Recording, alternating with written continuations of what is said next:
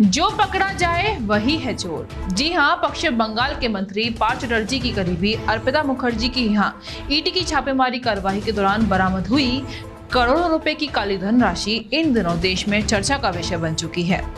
साथ ही रुपए के नए निर्मित हुए 2000 के नोटों के बंडल की वायरल फोटो और वीडियो को देखकर आम जनता के मन में बहुत सारे सवालों का अंबार लग गया है।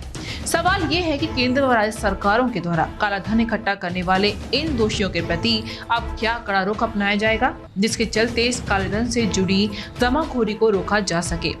जबकि केंद्र सरकार द्वारा इस काले धन की जमाखोरी के चलते पुराने 1000 के नोटों को चलन से हटाकर नए 2000 के नोटों को चलन में लाई गई। इसी तरह से अन्य पुराने नोटों को चलन से हटाकर नए नोटों का निर्माण करके चलन में लाया गया था।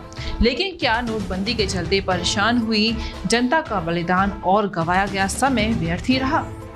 जिस तरह से एक छोटी सी फिल्म एक्ट्रेस अर्पिता मुखर्जी के यहाँ काला धन नकद में बरामद हुआ, उसके अनुसार तो हमारे भारत में अरबों की रकम अभी भी काले धन के रूप में जमाखोरों के पास और जमा होगी। ये सोचने वाली बात बन जाती है। लेकिन इस बिंदु को सिलसिलेवार तरीके से समझने के लिए हमें कुछ मुख्य बिंदुओं पर चर्चा करनी होगी।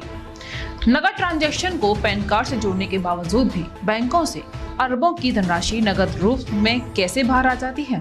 केंद्र सरकार और राज्य सरकार इस प्रकार की घटनाओं से सबक लेकर अब इन पर लगाम लगाने हेतु क्या नए कदम उठाएगी? क्या बैंकिंग अधिकारी और प्रशासनिक अधिकारियों के सहयोग से इकट्ठा किया जाता है काला धन?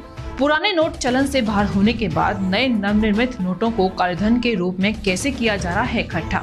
ये सब बातें सोचने वाली बन चुकी हैं। हमारे भारत का प्रवर्तन निदेशालय निश्चित रूप से देश की सरकार के हित में समर्पित होकर कार्य करता है, जिसके चलते पिछले कुछ वर्षों के दौरान इस विभाग के द्वारा अब तक 1 लाख करोड़ से भी ज्यादा की संदिग्ध संपत्तियों को जब्त किया गया है। प्रवर्तन निदेशालय की वेबसाइट पर प्रदर्शित आंकड़ों की माने तो पिछले लगभग 2 दशकों में ईडी के द्वारा मनी लॉन्ड्रिंग के 5000 से भी ज्यादा मामले रजिस्टर्ड किए गए हैं।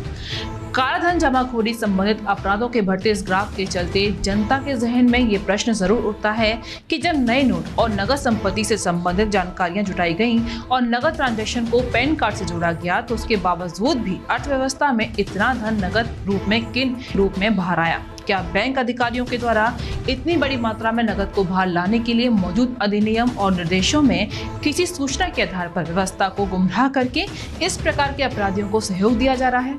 आम जनमानस और वित्तीय जानकारी की माने तो इस तरह जमा किया गया काला धन देश की अर्थव्यवस्था के लिए बहुत बड़ा खतरा है। जनता के इस चिंतन पर प्रदेश सरकारें और केंद्र सरकार अपनी क्या प्रतिक्रिया देगी, ये आने वाला वक्त ही बताएगा।